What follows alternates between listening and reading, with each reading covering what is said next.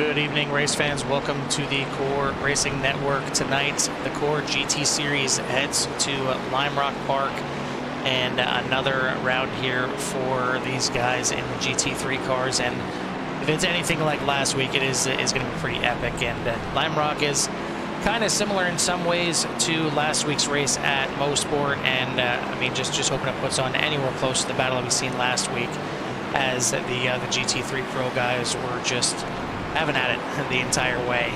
Joining me in the booth tonight is going to be Dan Stein. Unfortunately, Terry is under the weather a little bit, so wishing him the best. And if he's watching, we're hoping you get better for next week there, buddy. But Dan, I know you weren't in the booth last week, but from what I hear, you did have a chance to watch that race last week. Just give us your thoughts. I mean, overall, as everybody here should know, that ending of that race was a dogfight there for sure, with those two cars fighting at the end. Coming into this week off of there for the Pro Series, we have for the top three, we have a 7-point difference between third, second, and first. So even though that race was a big deal today, coming towards the end of the season here, today is going to be even bigger. Yeah, and speaking of the points, we'll bring them up right now, and you see that we have a new leader on top of the GT3 Pro, and didn't take him too long, but Mason Smith finds himself on top of the points again as he was moved down to the GT3 Pro after the LMDH GTPs were removed from the schedule. But he now has a 3-point lead over Chris Hamilton, 7 over Brett Guzik. So Mason Smith will be the lucky recipient of not being able to qualify once again, this time in a GT3 car. And then in the GT3 AM, it is still David Tilford. He's got a pretty sizable lead over Dane Simpson and Abhi Vishwasam, as he got 66 over Dane, 76 over Abhi. And then in the Pro Am, it is still Mark Thomas and David Tilford holding down the fort over there, but only by 8 points now over Chris Hamilton and Abhi Vishwasam. So those guys hot on the heels and trying to reel them back in. And certainly John Nominger and Dane Simpson right there in third, only 77 back, are still within realm, especially given the fact that, we're getting into the the late half of this season here, but we still have that double points finale looming on the horizon as well. So should be some fun, entertaining action out here tonight. But without Terry here, going to give you a little bit of a different look, as I'm going to go ahead and hop in the car for you guys and give you a look at what this track looks like from the cockpit. And just got to clear everything off of there for you so you can actually see what's going on. So obviously here in the car right now, I'm going to pull out here, and it's going to give you a slow lap as I warm this car up. But a pretty tough technical little track just for keeping it on track here, as turn one, big right-hander here, and kind of a double apex right-hand corner. You're going to want to run it out as far as you can to the left there, just to keep the speed in it. Get it far right as you can to enter for turn two, the left-hander. Some guys will keep it on the outside and then swing to the inside for the exit to set up the right-hand turn of turn three. You want to be on the left entering turn three so you can kind of really get a good run down this little semi-backstretch. But this is the section right here that you want to keep your eyes on, as this little chicane will certainly be some action. I mean, you don't want to hit those red turtles at all right there. They will absolutely destroy your car, if not send it skyward. They are just death waiting for you. Full speed all the way up to here, and then maybe grab another gear, let it breathe a little bit going through the second last corner, and then send you down the hill into the final corner right here. So we'll give you a flying lap now around Lime Rock Park.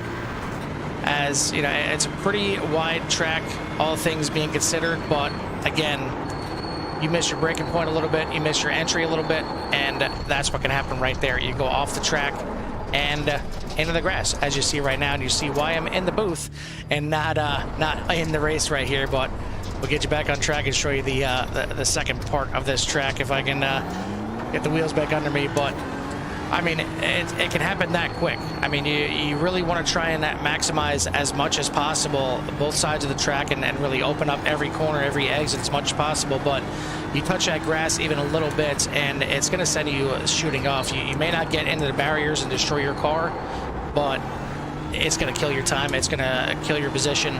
It's not a big track, so the chances of you losing multiple positions, 5-10 positions possibly if it's early in the race, is certainly in the cards. So you want to try and be safe, but you also want to try and be fast. And other than the little turn one muck up there, that is a lap around Lime Rock Park. So Dan, again, you've seen last week's race. I'm sure you've had your runs at Lime Rock Park as well. So what's your take for Lime Rock Park? What do you think the troublesome points are? Where do you think it's going to be some good passing zones? Well, I think you kind of took the words out of my mouth there with that turn 1 and turn 2 down at the Big Bend. You're carrying a whole lot of speed as you come down the hill and up the front stretch. Cars are going to have to get woed up before they get to turns 1 and 2. Another big issue coming off of turn 4, the right-hander, and making your way up the no-name straight before you get to turn 5 up there in that little chicane they got. You're going to have to get your car woed up there or you'll blow right past that corner. So I'm thinking our troublesome points today are going to be right before the uphill and right before turn 1. So these guys already starting to put in some qualifying laps right now. You got Brett Guzik on top of the boards, Chris Hamilton in second. So we finally get to see Hamilton venture back out there and put some laps down, and he's certainly going to need to capitalize on it as much as possible, as he needs to claw this lead back from Mason Smith. Doesn't want to let him get out there to the big lead that he had in the GTPs before he was moved down, or it's going to be a long rest of the season for him. And speaking of that, this is race number 10 on the season, which means after this one, you got 4 races left. You got Road America next week, VIR on the 13th. On the 20th is the Indy Road Course, and then the 2-hour season finale, again, double points on the 27th of March, and that one is at Road Atlanta. So getting the guys ready for later in the year, the iRacing Petit Le Mans for sure, but that's going to be interesting, that one being at Sunset. So if the track wasn't tough enough, if the points weren't, tight enough, if everything wasn't tough enough to get that thing done, driving that thing at sunset, and it's basically going to be at nighttime by the time they take the green flag, will certainly amp up the pressure a little bit. But we're about halfway done with qualifying right now. Our in-race reporter is going to be Vishwasam here tonight, and we'll just check in with him, and it looks like he is not in the car right now, so we'll go ahead and bring him down now into the booth. And again, that's the driver of the 08. B, you were out there last week at Mosport. What are the differences between Mosport and Lime Rock? What are the the better things? What are the worst things that you're seeing out there right now? Well, for one, thank you for having me, guys. So for one, most sports parts gives you a little bit of a chance to rest a little bit and think and regroup. There's no chance to regroup on this track. Maybe the front straight that you can regroup on, but at that point, everybody's trying to make a pass on you, and everybody's either beside you or around you at that point. So probably not. And so that's a big difference. There's no chance to really take a break and rest in this track. You're just working the whole time. So right now we see that you are you're still in it in the points. You're still in there and have a shot at it. You got to still reel in David Tilford, but sitting in third right now, 76 points back. What do you think that the chances are with the remaining races, and maybe kind of stepping forward tonight here a little bit and grabbing some points back? Well, David's been progressively getting faster every race this season, so I'm just like, okay, that sucks for me. And then I'm progressively getting slower every race, so that sucks for me. So I'm trying to figure out exactly what my strategy should be, and it looks like David needs to get slower and I need to get faster. So how about that for a strategy? I mean, it's that simple. That's all it is. That's all it is. That's my only hope right now. Well, you got a few races left. Is there any tracks that you're looking forward to, or is there any ones that maybe you haven't really touched that much that you got to get some practice in? I mean, I was really looking forward to this one, and I still am. Obviously, we're going to race in this one. I'm looking forward to this. It's one that everybody is sort of familiar with, so I'm looking forward to this one. Looking ahead into the season, what else do we have coming up? We got Road America, VIR, Indy, and Road Atlanta. Yeah, I'd say Road America is one of my favorites. So if that's coming up next, then I'm definitely looking forward to that one. A lot more challenging course, so I feel there's a lot more places for people to be slow. That's my hope, and probably a lot more places so I could be fast. So we'll see how it works out. Yeah, certainly need to shift the tides there to try and get back in this points race here. But so far, a pretty decent season for you, all things considered. I mean, everything getting jumbled up here and there, with people moving up, people moving down, everything like that. But it's still seen you getting a top 10 in 7 out of the 8 races and 2 top 5 so far. So what do you think your chances of grabbing another top 5 here tonight? Good. I think my chances are good. I've been, as you know, in GT3 racing, for the most part, unless you're one of the, aliens, it's really a battle with yourself. It's what you're doing against yourself, and you're just fighting yourself the whole race. So I think I've done a pretty good job of beating myself, so I'm happy. Sucks to be a B, but, good that I'm beating him, but I'm beating my expectations. I think that's what I'm really happy about. If I can keep this race clean, and if I can keep this race, not for making any mistakes on turn 1, which, God help me, I'm saying all kinds of prayers in every religion to every god out there. I can survive that, and I can survive the chicane, and maybe get into some clear space and build up some rhythm and get my race going the way I want it to. A top 5, why not? Yeah, why not? All right, Dan, you got everything for a B here? Yeah, I know qualifying is ending here real quick, but what is the one point of the track you're worried about tonight, or what's sitting in the back of your head? I said with traffic, it's turn 1, and Okay. of course the chicane. Those are the 2 places that I think, with traffic, it becomes a real challenge. Actually, to be honest with you, without traffic, turn 1's fine, but the chicane's a nightmare. Those sausage curves should be outlawed, okay? Like, they're fatal. They're near fatal, okay? So I don't understand what people. Is this an iRacing thing, or is this a real life thing? Because this is like near fatal. I don't think they're turtle. I think they're just a pile of bricks at each little. It's little just a kink wall. there. It's like 3 walls, all right? So you hit one of these walls and you're dead. Yeah. But with traffic, I think those are the 2 points that I'm really concerned about, because I want to give in. I want to let them kind of have the spot, because I just want to have a safe race. So that always feels bad, but got to play it safe. All right, man. Listen, I won't take up any more of your time. Let you go jump in the car here. But yeah, thanks, dude. Yeah. Thank you, guys. And before we do, Appreciate it. anybody you want to give a shout out to or thanks to? Oh, no, come on, man. The league. It's always the league. You guys do a great job. Enjoy racing here. Looking forward to more seasons like this. So thanks a lot. All right, buddy. Well, good luck out there, and maybe we'll talk to you after the race if you have a nice one out there. Yeah, you can still talk to me even if I have a shitty one. I'm sorry. No, You're right. All right, buddy. Good luck out there. We'll throw you back up. Thank you. All right, the driver of the 08 Abiy Vishwasam, and we are getting ready to set this thing off here. So I'm going to go ahead and bring up our results from qualifying, and that is going to show Chris Hamilton on the pole. So back in the qualifying and back on top, and that's exactly what he needs to do. He's got Brett Guzik right there as well in second place, only a 1/10 of a second off him. Nick Nickerson back into the field here tonight. He's in third place. Matthew Goring and Mark Thomas rounding out your top 5. Then you have Pal Kaska, John Nominger, Mason Smith, Jimmy Covert, and I believe that, no, that can't be it. Why is it not showing me the rest here? Looking at 23 cars in the field tonight. Oh, yep, that is actually it right there. Okay, all right. And then we take a look at the AM class here. A little bit more guys in this one, and that is going to be pole sitter is Andrew Rasmussen back on top there. Been a little bit since we've seen him compete for a win ever since the opening round there at Daytona, but he's on the pole. You got Sahaj Padiyar very close to him, only 0.07 of a second off. Thaddeus Marshall in third. John Crane, Matt Z round out your top 5. Then you have Curtis Kelly, Dane Simpson, Abiy Vishwasam, Craig Potter, Steve Santana rounding out your top 10. And then you have Derek Booker in 11th, David Tilford in 12th, your points leader.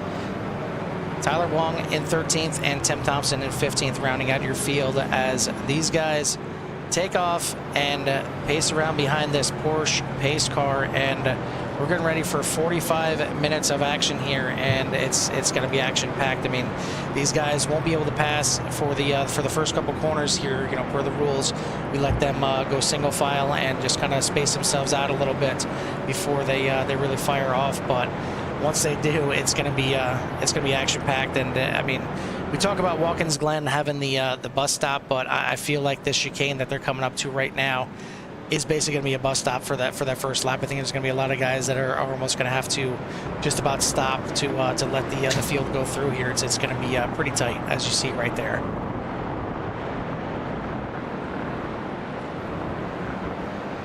Yeah, I definitely don't think you're going to want to go in too wide there. I don't think it's going to end well. No, I mean, it's a place where you can't even really go one wide. I mean, you have to bring that thing down so slow, and you're grabbing first gear. There's not too many tracks that you go to that you're actually grabbing first gear, but here you're grabbing it in that chicane just to really get it turned through into the chicane. Once you're in the chicane, it's pretty easy. It's really probably that first little turn getting in there, but we'll see how these guys tackle it. The green flag is getting ready to fly here. And we are ready to roll, and it is in the air. Chris Hamilton on the loud pedal. Gonna take these guys down into turn 1. So far, so good here.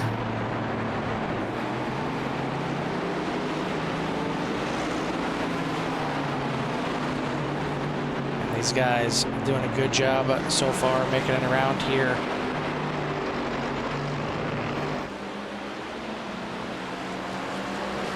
And looks like maybe an incident already. Take a look at John Crane here coming out of turn 1 and the braking for turn 2 as the car just steps out on him. And luckily, looks like nobody making contact. Everybody doing a great job moving out of the way. And that's going to relegate him back towards the back, but could have been a lot worse. And looks like your points leader up front having an issue as well. Dipping those tires out off the track. Not just the tires, all the tires out there off the track. Luckily, both Brett Guzik and Nick Nickerson ready to get around him pretty easily, and they do so. So that will move Brett Guzik up into the lead and Nick Nickerson in second. That is Andrew Rasmussen there in the purple car behind him. He is your leader in the GT3 AM class as we bring you back to live.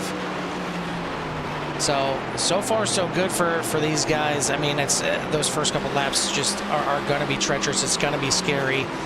But now, you know, these next couple laps, it's all about staying safe. But Sahaj Padiyar having a little bit of spin coming off the final corner. Going to get it stopped before he gets to the wall. So a good job getting it woed up. He's going to get back on the track.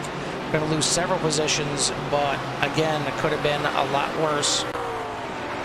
And could have hit that wall very hard, but a good job getting it woed up.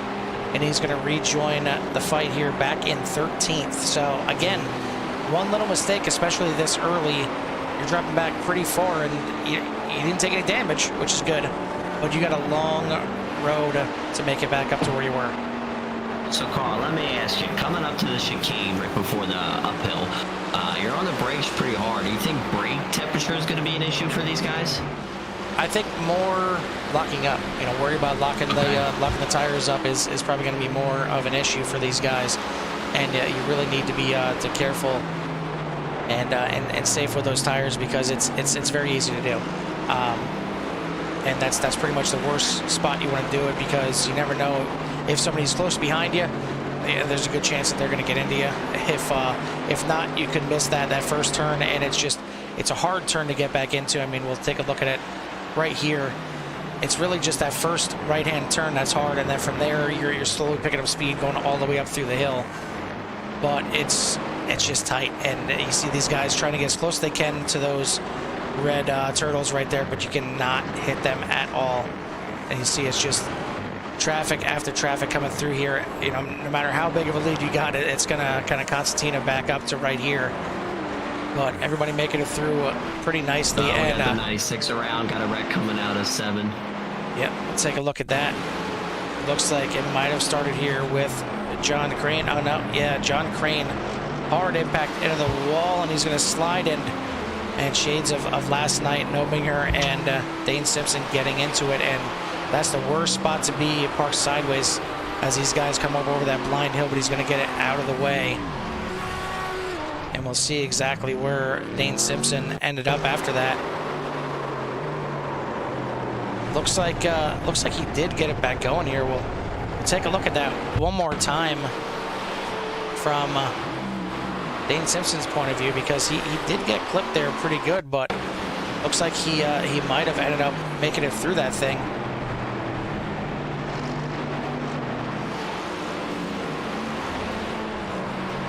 I mean, you want to talk about the save of the race already. That is it right there from Dane Simpson. I mean, I know they don't give bonus points for style points here, but he certainly earned them right there. That was a fantastic save. And, I mean, by the looks of it, he took that hard hit into the side of the car, but he was in between the wheels, and that's exactly where he needed to be. Unfortunately, he had to do a little wreck avoidance in turn 1 as well. But, you know, again, keeping it clean and not getting any damage is the key. So he gets it back on the track there, and yeah, I mean, if he gets clipped in one of those wheels, it's going to damage the wheels. It's going to give him a meatball, and he's going to have to serve it, and it's going to be a long night for him. But doing a good job right there as we get back up to a little bit later. He's seeing Tim Thompson right here, and another one just going around here in turn 1. It's kind of weird because as Dane Simpson had to do some more wreck avoidance, but these guys are driving with the iRacing high downforce setup, and you would think that, you know, these cars would stick to the track a lot better than they do, but we've heard these guys complain about it all season, that just because it's high downforce doesn't mean that they're actually getting the downforce that they need, and these cars are really wanting to step out on them a lot.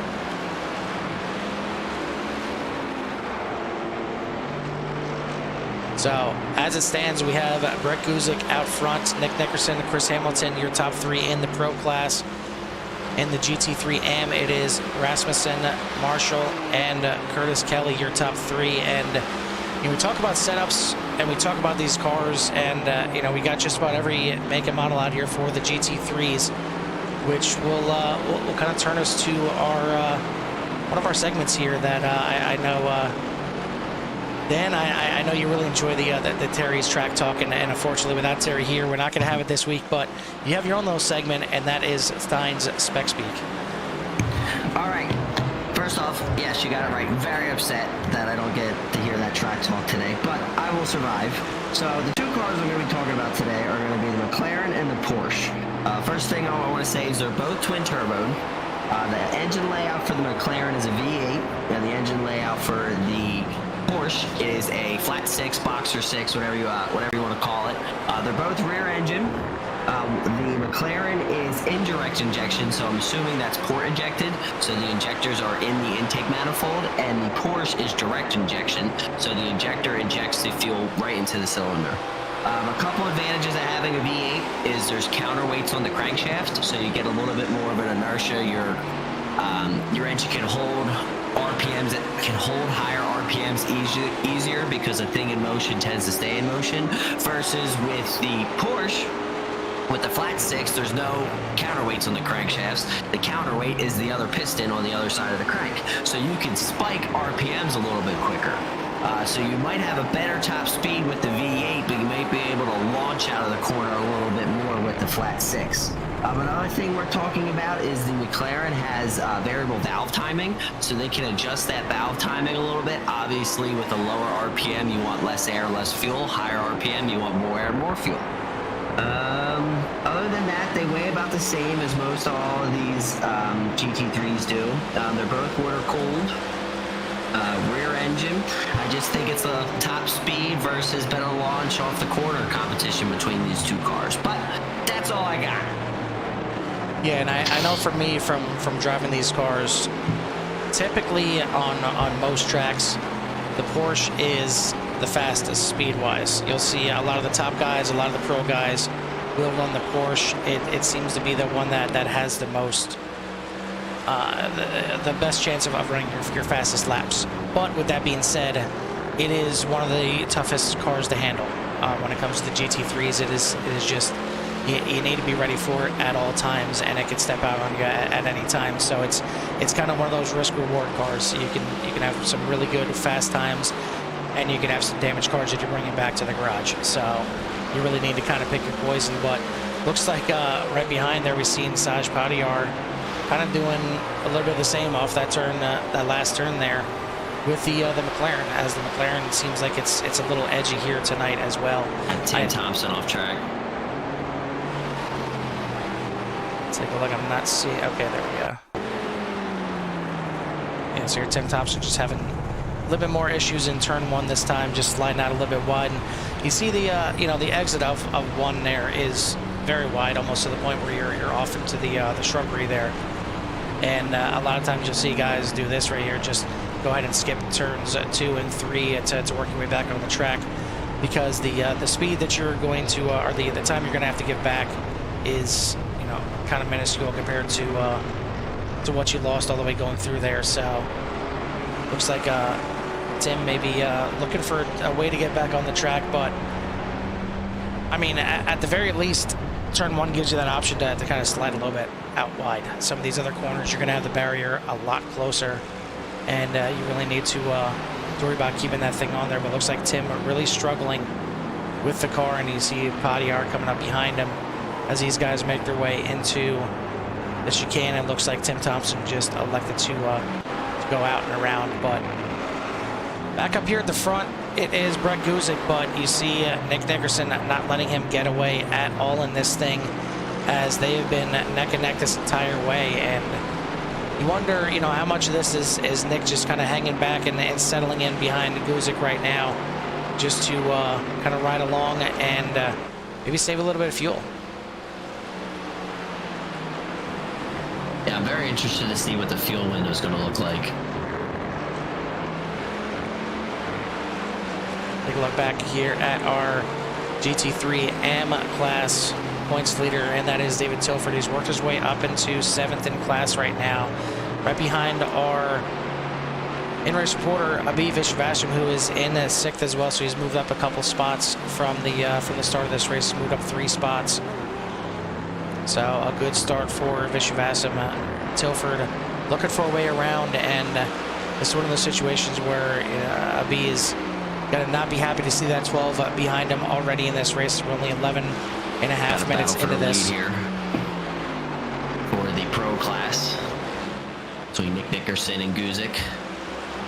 Yeah, Nickerson still staying very tight to the back of him, and again, just wondering and waiting. I mean, I feel like if we just sit here with this camera right here all night, we're going to see some pretty epic action here, because especially later in the race, these guys are going to be digging for as much as they can, and these big old turtles are going to come into play.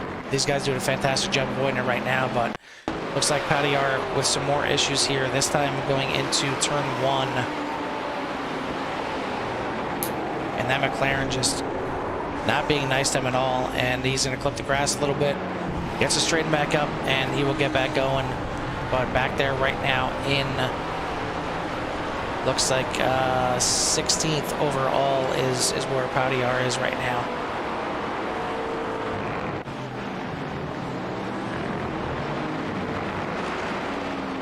Back to the battle at the lead, and you see it's still just very, very close. And you see Welch is kind of creeping up into the picture of this thing too, and that is Chris Hamilton losing that lead earlier, but he has not fallen back too far. He's clearly got speed, enough speed to get the pole. But now Nick Nickerson looking to the inside of Guzik, and maybe he sees that 64 get a little bit bigger into his mirror, but little contact, and that's going to send Brett Guzik around. We'll take a look at that one more time. And you see Guzik tries to go for the crossover. Hamilton doing a great job getting that thing slowed up and avoiding it. But that's going to send Guzik off into the grass. And he's going to fall several spots down to 6th place right now in class. I think something that needs to be spoken of is Mason Smith has worked himself up to 6th place in the field. Starting towards the rear, that's pretty impressive with this quick in the beginning of the race. Running the nice little kind of the old school Pimp BWT paint scheme, as well as is getting close to Formula One season for those guys that are fans out there. I know I'm certainly looking forward to it. Been watching some of the Drive to Survive on Netflix, and it's great every year just to kind of, at the very least get a recap again of what happened last season, but a lot of things behind the scenes, and I highly recommend it if you're an F1 fan out there. But so far, It is now Nick Nickerson at the lead, but in the lead the entire time so far in the M class has been Andrew Rasmussen. And again, it's good to see that he's maybe kind of back in form here a little bit. He's struggled a little bit since his win at Daytona, but don't want to give him the broadcaster's curse, but pretty in purple here tonight.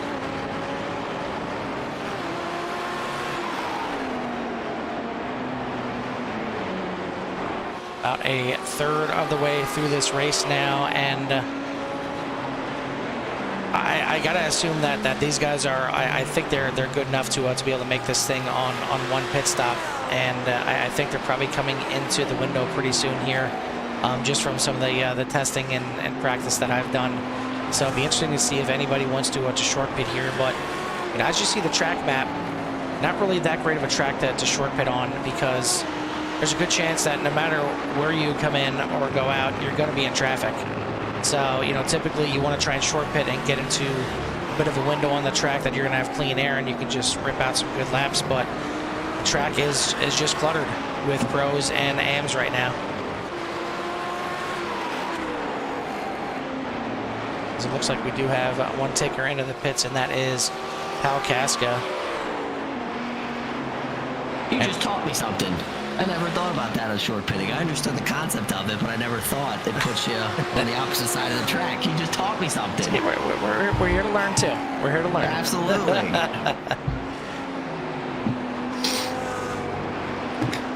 Yeah, going back to what you said earlier about the Porsche, it kind of surprises me that you said that it's one of the harder cars to handle. So I'm certainly no GT3 expert, but the benefits of having a flat six is your center of gravity is a lot lower. Your heads are lower, your pistons are lower, everything, your intake, your exhaust manifold, everything sits lower in the car.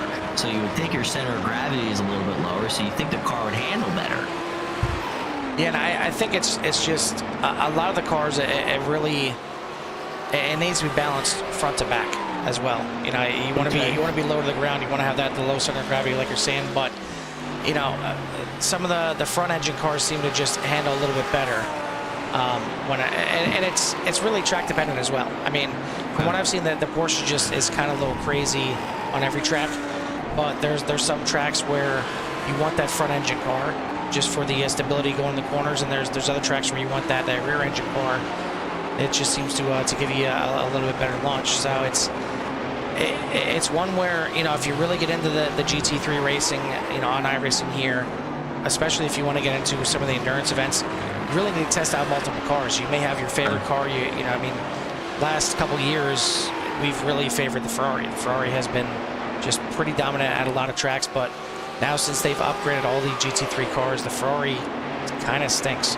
It's not as easily handling, and it's a little tougher. I mean, obviously with the right setup, any car is good, but we found that other cars have gotten better. I mean, for the longest time, the Audi was kind of trash, and for us, that ended up being the best car for us at the Daytona 24 this year. So you kind of need to roll with the times and roll with the car that feels the best, and it's not always the one that's the fastest. A lot of times, you want to be stable to be fast.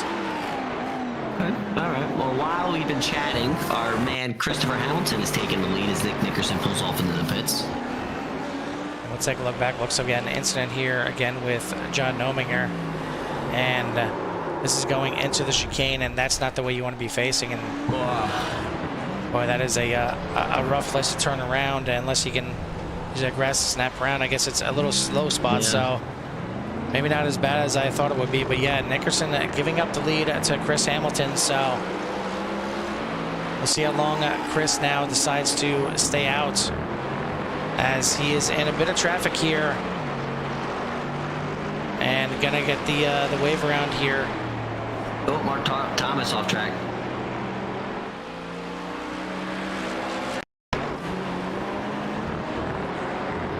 Going up, and right there you see kind of our first casualty. It doesn't look like it did too much damage to the car, but I mean, we'll look at that one more time, and you see that's exactly why you need to avoid those curves like the plague. And I'm sure it obviously wasn't his intention to clip it. You're trying to get as close as you can, and you see just launches that thing right up in the air. But Didn't look like much damage, if anything, but a couple of crashes to note here as we see Derek Booker coming off the last corner, getting into the grass here, and snapping across, getting into the wall pretty hard. Doesn't look like anybody else is going to get involved, but another crash.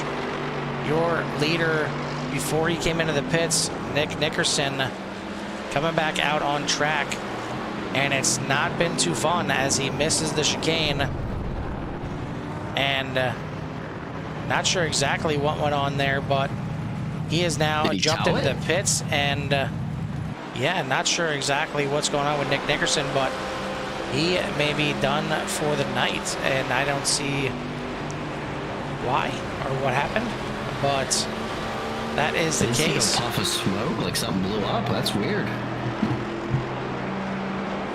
But that is going to move your top three to Christopher Hamilton, Matthew Goring now in second, and Dylan McNabb, Mason Smith in third place in the Audi here tonight. And he is doing his best to try and hunt these top two down, as he's done a fantastic job starting from way back there in 19th overall. He's now sitting P3. So a great job. Trouble getting down pit road there. And that's one of the easier pit roads to get onto. I mean, you come off of the last corner, it's not one that you have to, you know, kind of enter at a weird angle or anything like that. You come out of turn, the last turn, and you can be at full speed and enter into the pit lane as it is on the front stretch there. With the amount of cars that we have here tonight, there is the possibility that, you know, some teams need to share pit lanes, and you know, as far as logistics and everything like that, it doesn't really mean much for these guys. But if you come into the pits and you're in one of those pit lanes that you're sharing with somebody else, and there's another car in your pits at the time, you're gonna ghost, you know, through them or ghost into them, I guess, you know, if they're still in the pit box.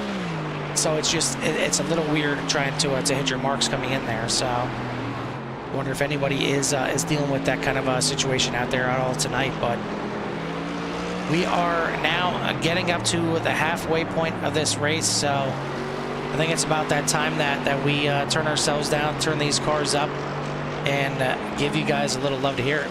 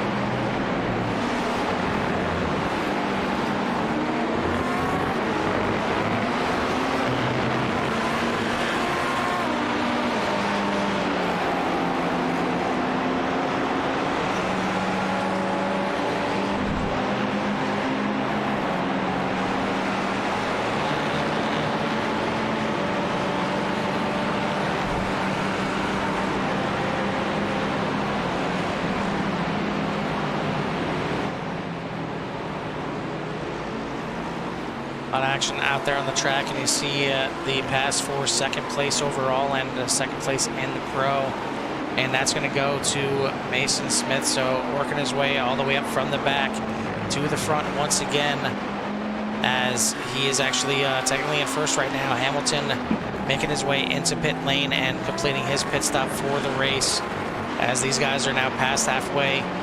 And your other points leader also in first. So pretty interesting that we're just past halfway, and obviously a lot of guys have come into the pits so far, so things are still going to shake out. But as it stands right now, both points leaders in first place, and we'll take a look back and see possibly why, as your leader here from earlier, Andrew Rasmussen, had a bit of a hiccup here in the chicane, and luckily Brett Guzik does a great job avoiding him on the inside there.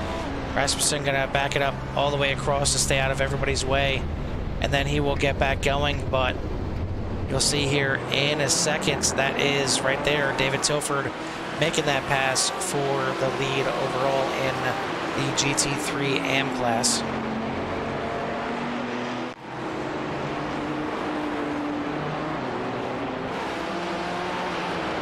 So for the points leaders, this is exactly what you want right here. You're getting your chance to get out there in front and hopefully get a little bit of clean air. Obviously, lap traffic is going to play a big part as well, but you're getting that point for the lap lead. You've kind of done your part for working your way from the back to the front. Obviously, both guys needing to pit, and Mason Smith making his pit stop right now. So we'll see where he shuffles back out. But it looks like, yeah, Brett Guzik is going to join him in the pits as well. So we'll see Chris Hamilton here, and he is now coming down the front stretch. He is going to regain that lead. And we'll take a look at Mason Smith now coming out of the pits. And it looks like he is going to rejoin just ahead of Mark Thomas, who you see is entering turn one right behind him right there. So Mason Smith will be in second. Mark Thomas doing a good job working his way up to third. He certainly had his bumps and hiccups lately. It has the 50, but you know, knock on wood, having a pretty good race here tonight, and you know, he enjoyed the points lead for quite some time before Chris Hamilton took it away from him about halfway through the first half of the season. So I guess that'd be a quarter of the way, half and half. It sounds about right. But either way, it's good to see that 50 back up there right now in the podium spot, as it looks like with Abivish Basham in the pits, Tim Thompson in the pits, that is going to complete your cycle of pit stops. And it's going to be Curtis Kelly that is now out front, as it looks like Rasmussen may have had, oh no, this is the earlier incident. So I'm trying to see why Rasmussen has fallen all the way back there into sixth place, and that is because he had not made his pit stop yet. So a little more on top of that he's going to fall back into sixth place. But Curtis Kelly in the lead. So the rundown for your pro is going to be right now Chris Hamilton, Mason Smith, Mark Thomas, Matthew Goring, Brett Guzik, your top five. And in the AM class, it is going to be Curtis Kelly, David Tilford, Thaddeus Marshall, Matt Z, and Craig Potter.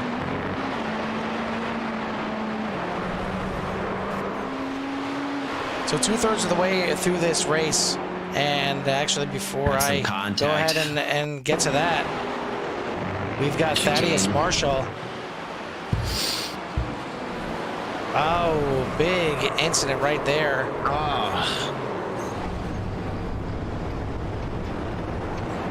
Who was that in the Porsche? As Marshall gets hooked around, I believe that was Matt Z, so that was 4th position, and I don't think Marshall realized that he was on the outside of him, and both guys ended up getting taken out in that right there. So Marshall is going to come in. That could be certainly a meatball he's going to have to clear, and hopefully he's got a fast repair. But also getting involved in that was Matt Z, but he moves himself up into 3rd. Rasmussen trying to fight back in this thing. He is right behind Matt Z right now. So half a second is separating him from getting back into the podium spots after the issue earlier.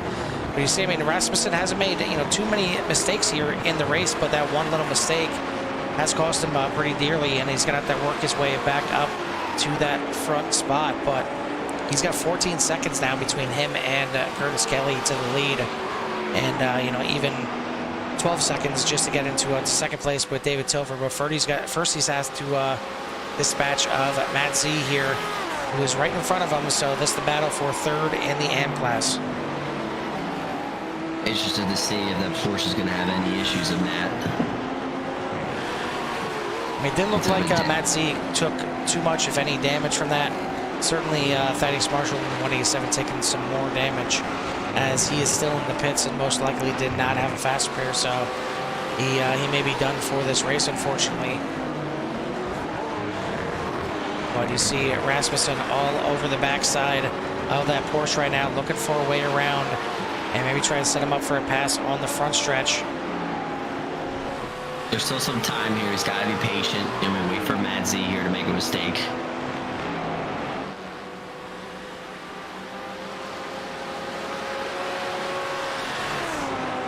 Gonna be big braking here. Closes up real tight. You see it, two different lines there, and just clipping the outside grass. I was going to say two different lines, and we've seen that before, where you have one car driving and kind of double apex in the corner, and another one just staying all the way to the inside. But you'll see, kind of takes the shortcut there, goes across the grass, and ultimately doesn't lose too much time by cutting that section. But he was a half a second back, and now you see just compounding the errors right now. And this is where you lose a lot more time, because the penalty for missing that little chicane is a lot more heavy. You see him having to slow down, and now losing a spot right here, as Craig Potter is going to go by, and he also gets past. I have to admit, I'm kind of surprised you didn't say anything. I started talking about somebody and they wrecked, and you didn't say anything. I'm trying to give you the benefit of the doubt. You had a week off. I'm trying to bring you back in here nice and slowly, but yeah, I mean, if we want to get to it, yeah, that's exactly what happened. You see Tyler Wong here getting a little shove from your overall leader, Chris Hamilton. Hopefully that didn't do any damage to the front of that 64, but it's going to spin around the 777 and right at the top of the hill trying to get that thing fired up, and now he finally does, as it looks like it was stalled out there for a little bit, and he will get that thing back going. Blow in the corner a little bit. Going back to the chicane. Still in the lead, and he's got a 5.5 second lead over Mason Smith, so keep an eye on that and see if that thing drops down at all, as we've got about 10 minutes left in this race, and he enjoys about a 5 second lead over Mason Smith. The lead for the GT3 AM is getting pretty tight, as well as Tilford trying to go back to front, and right there is the gap to the lead of the AM class. So Tilford has gained it all the way back to less than a second. What a nice little run here for the 12 of Tilford, showing that he wants this points championship pretty badly here in the AM. He's had to fight off some guys that were, kind of pro status drivers that were, quote unquote, winning some of his races for a little bit, but they get bumped up to the top class, and now he has got a nice little battle on his hands here for the lead in the AM class, and try and take, I believe, I'm gonna have to take a look, but yeah, that would be his first win of the season. So pretty amazing that, after everything got shaken out, we have and actually this is showing a bit correctly. I thought Curtis Kelly was in the pro class, and he indeed is. So I apologize to everyone out there, but Curtis Kelly is one of the drivers that got moved up into the pro class, so we'll get that situated. So David Tilford has actually already made his way up into the lead of this class, and he's got an 11-second lead over Matt Z. Just real quick, I don't know if I'm looking at the standings wrong, but it doesn't look like anybody in the AM series has a win this year. And that is correct, yeah. Everybody that ended up getting the wins were good enough to move up into the pro class, and Tilford was kind of like right on that bubble, but the inconsistency was what kept him down there in the AM class, and he's enjoying it right now, looking for the first win of the year.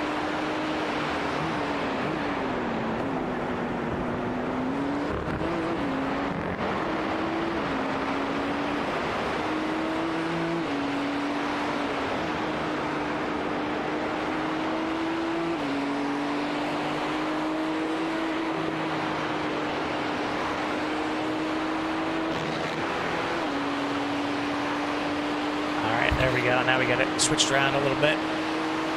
We move Curtis Kelly to where he should be. So Curtis Kelly is actually 6th place in the pro class here. So getting everything resituated, and yes, it's one of those things where these guys moving around into the different classes, and you got to make sure that SDK is kind of up to speed as well. So sometimes you just gotta tell them what's up.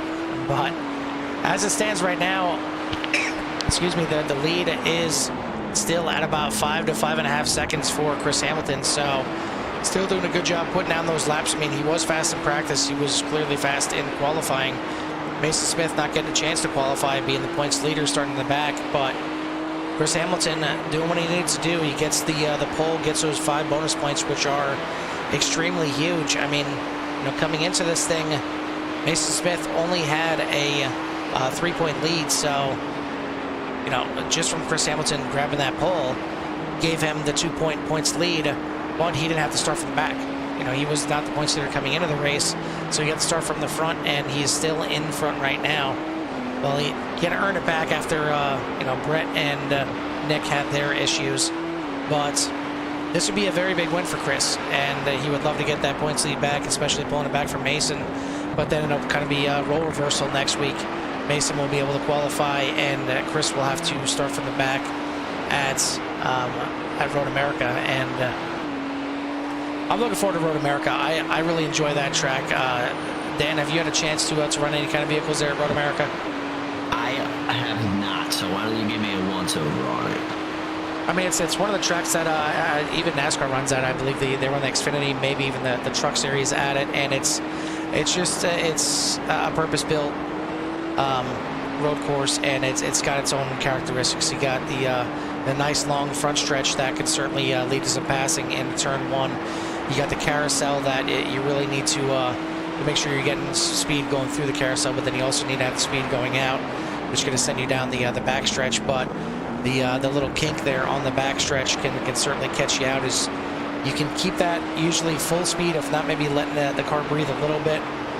But if you miss that by any stretch of the imagination, it's going to kill your race, because you're at pretty much full bore going through that little kink, and if you catch the inside a little bit too much, it'll throw you off. If you drift out to the outside a little bit, it's kind of like turn 1 here where you're going to get in the grass, but there's not that much room for you to just keep sliding out into the grass. It can bite you in the wall really quick.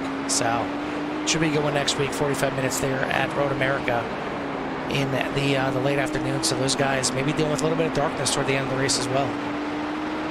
Where's Road America located at? I have to double check, and I believe I thought I had it up, but I will. I want you to guess. I'm going to Google it.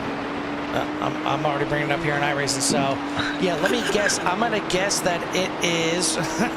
Yeah, it was. I believe at one point it was actually called Elkhart Lake, but it is in Wisconsin, and again, I believe years and years ago it was called Elkhart Lake, but it is in Elkhart Lake, Wisconsin, and it is a 4-mile track. So to give you a little perspective, the nice track here, only 1.5 miles. So that's why you see these guys turning these fast lap times getting around here. And it's a mile short of what we ran last week at Mosport, but 4 miles on tap next week at Road America. And then after that, we go to a track that I've yet to even experience, and that is Virginia International Raceway. And I'm sure a lot of these guys haven't really touched it that much either. It's not really a regular track that's running a lot of iRacing series. So interested to see these guys tackle that track. But we are under 5 minutes now, and we're coming down to the end of this thing, and Chris Hamilton still out to a nice lead here. 5-second lead over Mason Smith. It's not dropping at all. You got Mark Thomas there in 3rd, Matthew Goring in 4th. Pro division pretty much spread out, and a big snap there from Rasmussen. And he is still dealing with it. He's going to save it.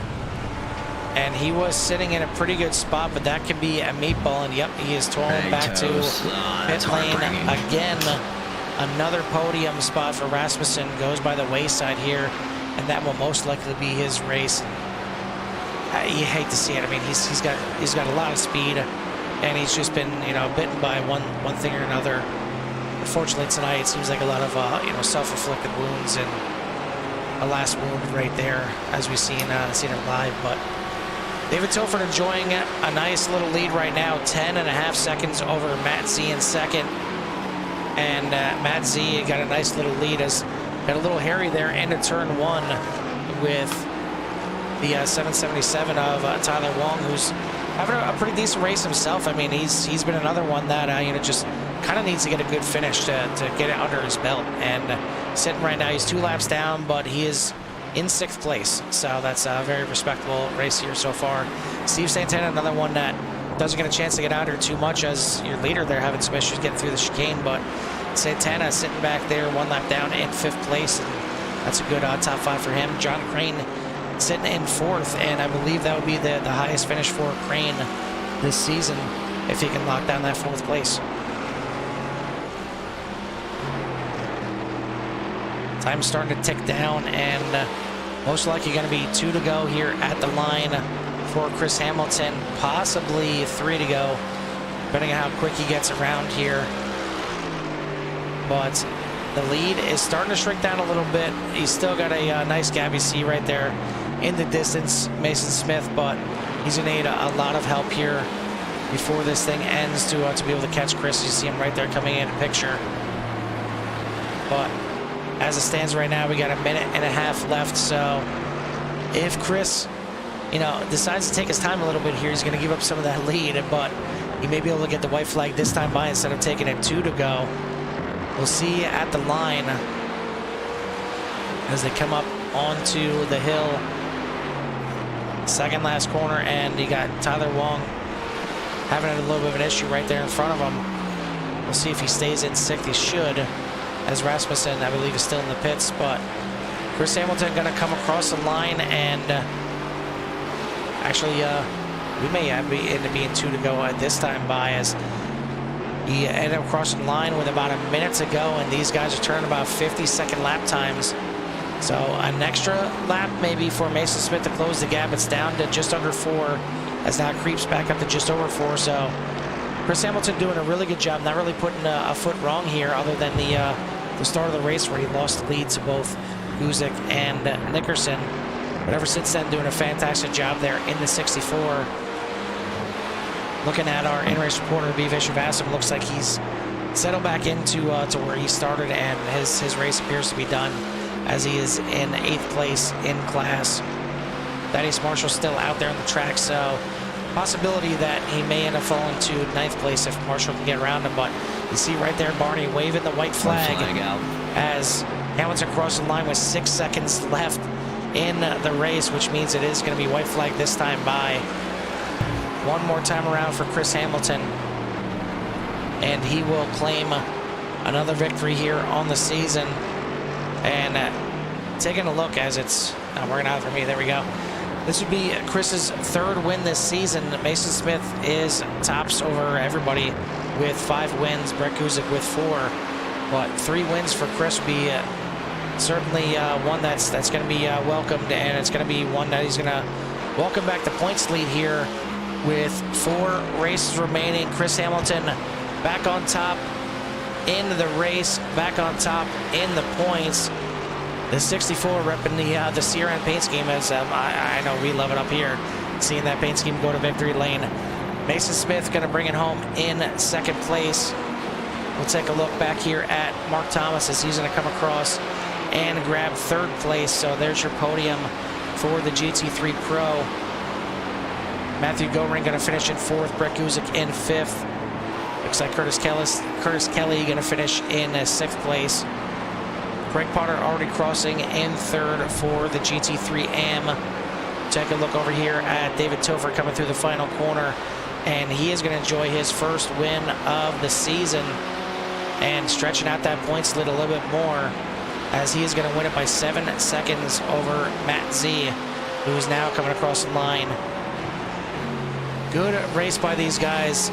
Certainly Lime Rock bit some of these guys, and maybe some even the faster guys that had a chance at a good finish. But overall, Dan, welcome back to the booth, and welcome back to some really good GT action.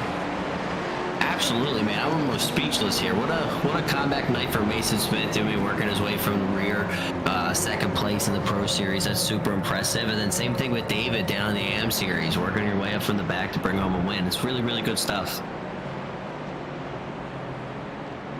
So we will go ahead and start bringing in our drivers here in just a moment. But I mean, what is it like, being in the booth here compared to being, a spectator and watching these guys go around here? I mean, obviously when you're in the booth here, you're a little bit more engrossed in the action, but I mean, I'd like to just be, a fly on the wall and sit back and watch these guys for one race, or even be in the chat with them and just listen to it, because there's a lot of cars out there on track, and it's a lot of traffic to deal with.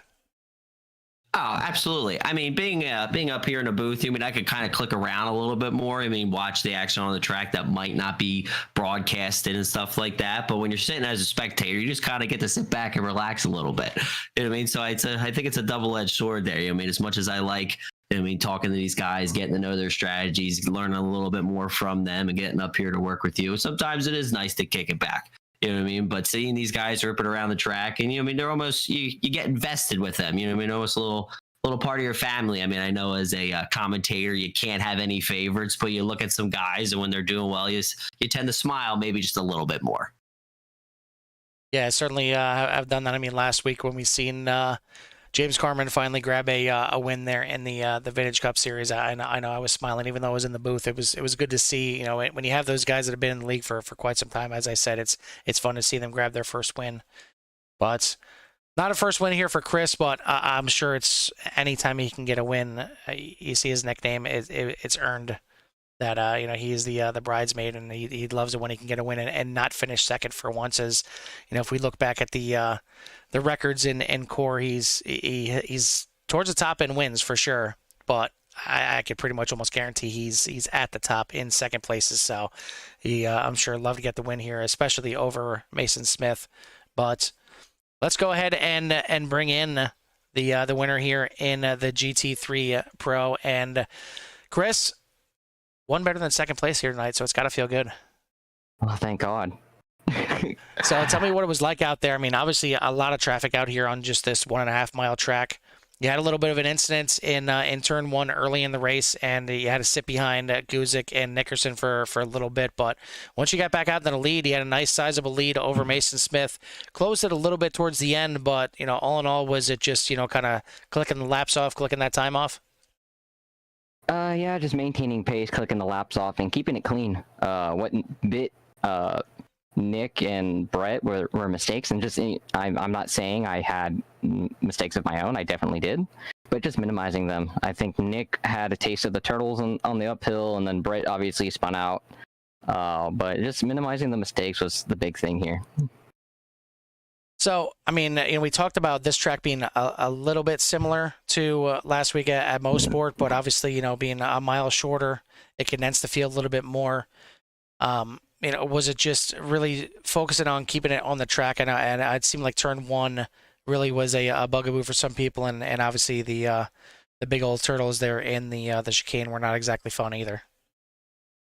Oh no, definitely not. Tires were hot but manageable.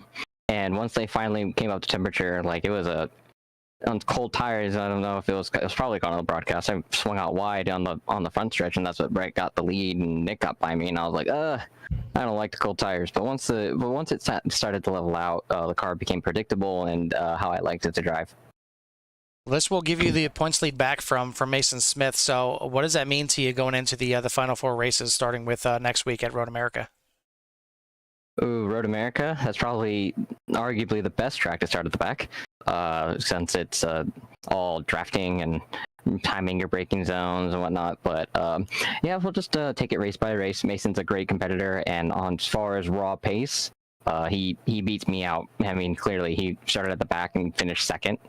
That's nothing to scoff at. So as far as raw pace, that's something that he has, or I just have to find. What's going to come down to is strategy and keeping your car clean. Well, he certainly did that tonight and did a good job and got that 64 back into victory lane. the CRN sponsor car, so we certainly appreciate that. But before we let you go, anybody you want to give a shout out to or thanks to? Huge shout out to Ryan McCauley. He makes these paint each and every week. They look great out here, and I love running them. Huge thank you to you for letting me run the CRN sponsorship. Hopefully, Abby was doing okay. I got to go check on him after this is all done. But love having CRN on the car. And thank you guys for the broadcast. And love and all the friends and family out there watching. Love you guys. All right, well, congrats again on your win, and we'll let you go celebrate with the team, and go find a bee in the paddock. Thanks, guys. All right, that your winner in the pro class, the 64 of Chris Hamilton. Now we'll bring in second place, and that is Mason Smith. And Mason, you come in here, you finally grab the points lead. Once again, I should say. I mean, you had the points lead in the GTP, but you moved down into the GT3 Pro. Took you a couple races, you get the points lead, and this had to be a bit of a sketchy race to have that points lead and start from the back end. It was really sketchy, and to be honest, I actually thought I was going to crash out because like the traffic and stuff and the track just being so tight. But I just tiptoe the way through the traffic, and that's what happened tonight with the second place. So looking at the rest of the schedule, we have 4 races left now in the season. You obviously got a nice little points battle between yourself, Chris, and Brett Guzik to finish this thing out. Are you just kind of taking it one race at a time? Is there a want to kind of win a couple more to seal the deal here before the end of the season? I do really want to finish it out by winning those last couple races, but I can't back them down easily, and gonna have to give it my all in these last couple of races. Well, it was nice to see the pink BWT paint scheme out there, as well as it certainly gets me a little fired up for the upcoming Formula One season. But a good run out there, a nice second place finish considering you had to start from the back in this cluster of a field here at Lime Rock Park. Now we look to next week at Road America, and most likely you won't be the points leader. It'll probably be back to Chris, so you'll get to qualify. What do you think your chances are at Road America?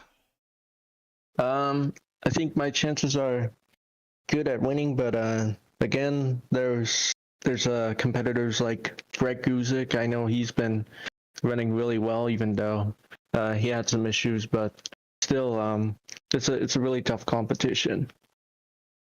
Well, congrats on your second place, and before we let you go, we'll give you some time to give some shout-outs and thanks. I'll shout out to you guys on the broadcast. I saw that you guys were doing a demonstration lap, but keep it up. Yeah, and keep it on the track too. I mean, of course I go for the demo lap, and I show exactly why I'm in the booth and not out there on the track with you guys and put it off in turn 1. But kept the car clean, kept the the CRN official car clean, so we're good to go. But yeah, we'll try and do that each week to give everybody a look at the track. But yeah, I mean, another good finish for you here tonight, a good points night, and I'm sure we'll see that 6 up there towards the front there at Road America next week. All right. See you then. That your second place finisher in the pro class, the 6 of Mason Smith. Now we turn to third place, and Mark, it feels like it's been a long time, and it feels like you maybe deserve this a little more than some of these guys. I know how hard you work to get up here, but to get in third and to get a podium now with how stacked this pro class is, how does it feel? It feels really good, if I'm honest, Carl. I was a little shocked to make third, if I'm brutally honest, but for once, my slow and steady, consistent technique paid off. Yeah, couldn't believe it. Really happy. Good result for me. So we talked to Mason about how it was kind of coming through that field from the back and, just being a cluster. You started towards the front, but you still started in 7th overall. So what was it like in the start of the race, and just kind of take us through that first lap, going through turn 1 and going through the chicane as the tires are slowly coming up to temperature? Slicky, really slippery. I was at we kind of the top 7 had a little break from 8th back, so we kind of had a little gap. So I didn't feel like the need to push so hard for the first couple, so that was quite nice. And then I think it was Andrew. I think Andrew went off. I don't know where he went off, but I think he went off, and that put me and Matt Goring up a couple of spots. And then, to be honest with you, me and Matt were just going at it hammer and tong for lap after lap after lap after lap. I couldn't seem to find a way past him, which I seemed to make happen during the pit stop. I'm not quite sure how I managed to make that happen, but I didn't take no tyres, so that might have played into my hands. Yeah, judging by the lap But times, yeah. that looks exactly what happened. As his pit stop was about 7 seconds longer than you, so I'm guessing he took tires. But a great third place finish. I mean, regardless of the the class and everything like that. I mean, you certainly have a lot of speed and you can compete with these guys. I know you put in the time to do so, but it's been a little bit. I mean, and you've had your tribulations on the track for sure, and your trials off the track with your pedals not exactly cooperating with you. We'll just put it that way. That's killed me. I just decided to repaint my front wall because it was coated with brake fluid. It literally exploded. I don't know what happened. I'm going to blame Bathurst. There was a car sideways right in front of me coming over the hill. I stamped on the brake pedal, and when I mean stamped, I mean I really stamped on it, and I think it was a little too much, and the elastomers gave way, and the whole slave cylinder just went, well, I don't know what to do with this, and just spat all the brake fluid out everywhere. So, yeah, but they're back now, and I'm tuning them. They're still not perfect as they were, but I think one more change, and I think I'm there. But it did help my brake consistency tonight. But I was really happy with being able to trail brake in, and because I think that BMW needs a little bit of trail brake to get that front end to stick sometimes, especially on worn tyres, which is why I think I was losing time to Matt, because if he was on new tyres and I was able to trail brake in, I was losing pace to him. Well, now you know with those pedals that you got the new ones back here. You know not to tackle the mountain there at Bathurst after leg day. If it does, Because you've clearly been working out. Slamming that brake down as hard as you have. So we're gonna have to do a calf measurement after this, as I got some thunder thighs myself.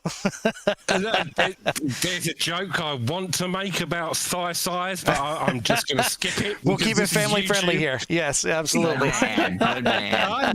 I know. We appreciate that. We appreciate that. But yeah, kidding aside, great third place here tonight, and go ahead and give your shout outs that you have. Well, thanks to Simplicity, Race at Home, Race Anywhere, OBP, for coming back and sorting the brake pedal as quick as they did, top quality.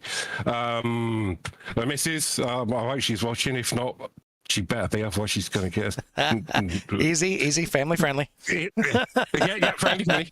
She'll get a loving hug. There you go. There you go. Yeah. The league, all the other drivers who were, can I say, even though they were in the midst of battles, there was a lot of battles going up when I was coming across them, were really very aware of what was happening around them, and made some nice moves to not come offline, but just come offline enough to make passing easier. So my thanks go to a lot of the drivers out there, and of course Core and yourselves for putting on the broadcasters, you always do. We appreciate you and the rest of the drivers out here, as you guys put on a great show. Congrats again on the third place, and hopefully we'll be talking to you again soon. Yep, I hope so. I'm working on it. All right, that third place finisher in the pro class, Mark Thomas. And now we'll switch over to the AM side, and we'll switch over to you, Daniel, and we will start off with your winner and first-time winner here tonight, and that is David Tilford. Yeah, what's going on, Dave? You got to be pretty excited after the first win of the season. Yeah. It's a good time. I wasn't really expecting it. Just wanted to take it easy and keep it on the track tonight. So having that points lead, you did have to work your way up from the rear. At the beginning of the race, what was your strategy? What was your mindset going into it? Yeah, this is a track where it would be really easy to overdrive the car. There's a few corners where you can outbrake yourself pretty easily. So just tried to back things up, stay out of trouble. I knew, there's a few places where people would make mistakes, and that's going to be your best opportunity for passing. So I kind of waited for those. Alrighty, so coming into this race, you're sitting at a 66-point lead over the field. I think it's safe to say that point lead is going to grow a little bit. Making our way out to Road America next week. What's your mindset heading out there? Yeah, starting from the back again, so probably the same strategy. Just keep it clean and back up the corners a little bit, stay out of trouble. All right, man, before we let you go, congratulations again. Is there anybody you'd like to thank? Just thanks everyone racing this league. It's been a lot of fun, and feels good to get better every race. Have an opportunity to race in the AM division, gain a little more confidence. So really appreciate Carl and all the folks who make this possible, and my family as well for putting up with this. Awesome, man. Well, congratulations, and hopefully we'll get to see you up here next week. All right, thanks, guys. That your winner in the AM class, the 12 of David Tilford.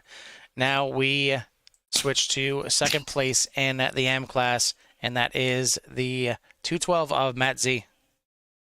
All right, Matt. All right, well, how's it going? How it's going? Yeah, second place tonight. Congratulations. What is your overall thoughts of the night?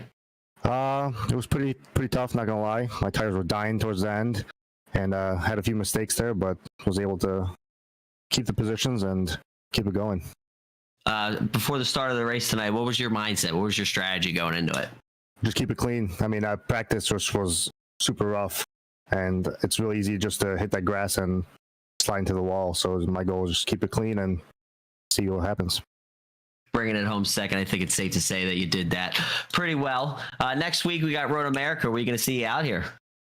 I mean, again, keep it clean. I kind of just joined late in the league, so I'm not going to be going for that top position in the AM class, but I'll try to move with the standings and just keep it clean and get the positions that are freebies. Awesome, man. Awesome, man. Before we let you go, is there anybody you'd like to thank? Yeah, thanks to you guys, and thanks to my team 212 for doing all the practice and stuff like that. But yeah, thanks again to you guys. Awesome, man. Congratulations on second place here tonight. Hopefully we can speak to you again next week. Yep, looking forward to it. All right, that your second place finisher in the AM class, the 212 of Matt Z. And now finally, we bring in the third place finisher, and that is the 616 of Craig Potter. Hey, guys. How's it going, man? Good. All right, third place tonight. First off, congratulations. What's your overall thoughts on your performance today? Yeah, pretty pleased with it. Made a few mistakes kind of towards the midpoint of the race. That honestly probably could have been within 5-10 seconds of the lead there. Just made some small mistakes, but overall just kind of trying to get comfortable. Fairly new to the league racing, and just trying to feel it all out, and try to be patient. So overall, not bad. Yeah, I think this is one of the first times we're getting to speak with you. What's it like racing out here with the fellow core drivers? Yeah, I've been really impressed overall with the league. Just some great guys, really stiff competition. Learning pretty quickly that if you can minimize mistakes, especially in the amateur class, you're probably going to do pretty well. So that's what I've been trying to focus on the last couple of races, is just keeping it on track and not making any mistakes on pit road, and just see where it plays out. Awesome, man. Headed to Road America next week. What's your mindset headed there?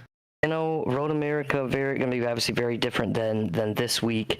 Nice long straightaways, lots of drafting opportunities. Probably not going to be as many major mistakes. So as much as you gotta minimize the mistakes, I think if you're looking for a podium next week, you gotta find some pure speed. So that's going to be the focus over the next week, is just doing a little testing, making sure I'm up to speed. So hopefully got a shot at another podium next week. Awesome, man. We love to hear that. Real quick, before we let you get out of here, is there anybody you'd like to thank? Yeah, I'd like to thank my buddy James Jones and Josh Anderson. They're on and off in the league. They got me involved, so thanks to those guys. Really excited to be with you guys. All right, man. Well, listen, congratulations on third place tonight. Hopefully we get to speak with you again next week. Thanks so much.